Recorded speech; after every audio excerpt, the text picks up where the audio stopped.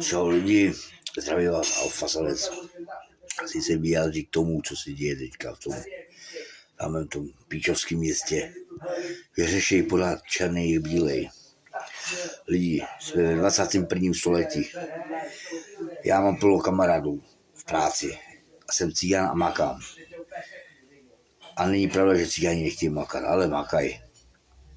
A hodně jich maká. Ale co jsem chtěl říct hlavně to, že já mám plno Čechů kamarádů v práci. A neřeší to, jestli je někdo černý nebo bílej. Já vám něco povím. To je jenom některý bílí, ty, co jsou vymaštěnci, si hrajou na velký ex.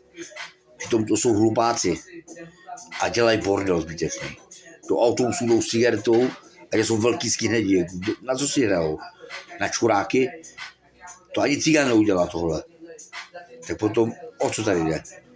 Vemte si logicky, že cigáni v dnešní době tady v Čechách makají. Nevím jak nikde, ale tady v Čechách makají. U nás je celá firma sami cigán. A všichni makají. Chodí každý den do práce.